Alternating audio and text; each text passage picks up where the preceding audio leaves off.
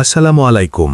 ভাবুন তো, যে মানুষগুলো নিজের জীবন বাজি রেখে একটি দেশ স্বাধীন করেছিলেন, তাদের জন্য নির্মিত কোটি টাকার ভবন যদি আজ পরিণত হয় পরিত্যক্ত, নোংরা আর ভুতুড়ে এক স্থাপনায়, তাহলে সেটা কি শুধু অবহেলা, নাকি এর ভেতরে লুকিয়ে আছে আরও বড় কোনো অশুভ সংকেত?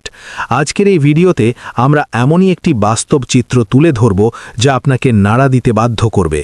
তাই ভিডিওটি শেষ পর্যন্ত দেখার অনুরোধ রইল। আর আপনি যদি যুদ্ধের জীবন চ্যানেলে নতুন হয়ে থাকেন, অবশ্যই সাবস্ক্রাইব করে পাশে থাকবেন। চুয়াডাঙ্গার দামুড়ু হুদা উপজেলা মুক্তিযোদ্ধা কমপ্লেক্স ভবন, যে ভবনটি নির্মাণ করা হয়েছিল বীর মুক্তিযোদ্ধাদের কল্যাণ, সম্মান ও বিভিন্ন সেবামূলক কার্যক্রম পরিচালনার উদ্দেশ্যে, সেই ভবনটির বর্তমান অবস্থা যেন এক করুণ বাস্তবতার প্রতিচ্ছবি।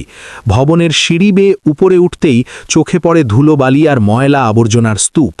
এক নজর দেখলেই বোঝা যায় এখানে অনেক দিন ধরে কারো পা পড়েনি। চারপাশে এমন এক নীরবতা, যেন এই ভবনটি নিজেই তার অবহেলার গল্প বলছে। ভবনের বাইরের দেয়ালে জমেছে শ্যাওলা, ভেতরের দেয়ালের পলস্তরা খসে পড়ছে। প্রতিটি কক্ষের শাটার মরিচা ধরে অচল হয়ে গেছে। কনফারেন্স কক্ষে রাখা আসবাবপত্রে জমে আছে পুরু ধুলোর স্তর, যেন বছরের পর বছর কেউ এগুলোর দিকে তাকায়ওনি। কোথাও ভাঙা জানালা, কোথাও নষ্ট টয়লেট ও বেসিন, আবার কোথাও ছড়িয়ে ছিটিয়ে থাকা নষ্ট যান্ত্রিক সরঞ্জাম ও জেনারেটর। সব মিলিয়ে পুরো ভবনটি এখন এক ভয়াবহ অযত্ন আর অবহেলার চিত্র তুলে ধরছে। শুধু তাই নয়, ভবনের ভেতরে এখন দুর্গন্ধে টেকা দায়। কুকুর বিড়ালের অবাধ বিচরণ যেন এটিকে আরও ভুতুড়ে করে তুলেছে। চারপাশে ছড়িয়ে থাকা আবর্জনা আর নোংরা পরিবেশ দেখে যে কেউ বলবে এটা কোনো সরকারি গুরুত্বপূর্ণ স্থাপনা নয়, বরং বহুদিনের পরিত্যক্ত একটি ধ্বংসপ্রায় বাড়ি।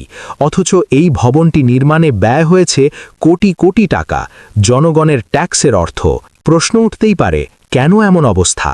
জানা গেছে, ভবনটি দীর্ঘদিন ধরে অব্যবহৃত থাকায় সারা বছর তালাবদ্ধ থাকে।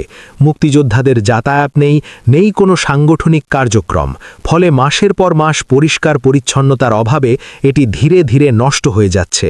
মূল্যবান আসবাবপত্র, যন্ত্রপাতি সবই যেন নীরবে ধ্বংসের দিকে এগিয়ে যাচ্ছে। এদিকে স্থানীয় সাধারণ মানুষও ক্ষোভ প্রকাশ করেছেন। তাদের মতে, সঠিক পরিকল্পনা ও তদারকি ছাড়াই কোটি টাকা ব্যয়ে এই ভবন নির্মাণ করা হয়েছে, কিন্তু ব্যবহার না হওয়ায় এবং দায়িত্বশীল কারো নজরদারি না থাকায় এই রাষ্ট্রের গুরুত্বপূর্ণ সম্পদ দিন দিন ধ্বংস হয়ে যাচ্ছে। এটি শুধু একটি ভবনের ক্ষতি নয়, বরং জাতির প্রতি এক ধরনের অবহেলা। অন্যদিকে মুক্তিযোদ্ধাদের মধ্যেও রয়েছে ভিন্ন এক বাস্তবতা। অনেকেই স্বীকার করেছেন তাদের মধ্যে অভ্যন্তরীণ বিভক্তি ও সমন্বয়ের অভাব রয়েছে, যার কারণে একত্রে কোনো কার্যক্রম পরিচালনা করা সম্ভব হচ্ছে না। কেউ কেউ দুঃখ প্রকাশ করে বলেন, এক সময় বীর মুক্তিযোদ্ধা পরিচয় দিতে গর্ববোধ করলেও এখন অনেক ক্ষেত্রেই সেই গর্ব অনুভব করতে পারছেন না।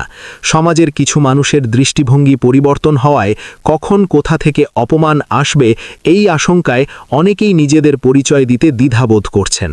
ফলে যে কমপ্লেক্স ভবনগুলো একসময় মিলন মেলা ও কার্যক্রমের কেন্দ্র হওয়ার কথা ছিল, সেগুলো এখন পরিণত হয়েছে নিস্তব্ধ, পরিত্যক্ত স্থাপনায়। একত্রিত হওয়ার সুযোগ কমে যাওয়ায় দিন দিন কমে যাচ্ছে সম্পর্ক, কমছে যোগাযোগ, যা ভবিষ্যতের জন্য আরও উদ্বেগজনক। এখানেই শেষ নয়, সাম্প্রতিক সময়ে এমন কিছু ঘটনাও ঘটেছে যা নতুন করে প্রশ্ন তুলছে। বীর মুক্তিযোদ্ধাদের সম্মান কি আগের মতো রয়েছে? যেমন টাঙ্গাইলে 21 পদকপ্রাপ্ত বীর মুক্তিযোদ্ধা ফজলুর রহমান খান ফারুকের দাফন রাষ্ট্রীয় সম্মাননা ছাড়াই সম্পন্ন হওয়ার ঘটনা অনেকের মনেই দাগ কেটেছে।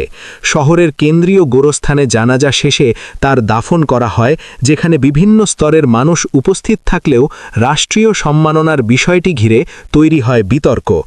এই ঘটনাকে কেন্দ্র করে শিক্ষার্থীদের আন্দোলন, জেলা প্রশাসকের বাসভবন ঘেরাও, অতিরিক্ত পুলিশ মোতায়েন, সব মিলিয়ে একটি অস্বস্তিকর পরিস্থিতির সৃষ্টি হয়েছিল।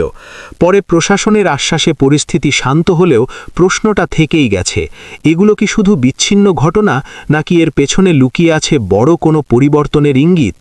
সব কিছু মিলিয়ে আজ একটি প্রশ্নই ঘুরপাক খাচ্ছে, এই অবহেলা, এই অযত্ন, এই সম্মানহানির ঘটনাগুলো কি বীর মুক্তিযোদ্ধাদের জন্য কোনো অশুভ সংকেত বহন করছে, নাকি এখনই সময় বিষয়গুলো নতুন করে ভাবার, সংশোধনের এবং যথাযথ পদক্ষেপ নেবার?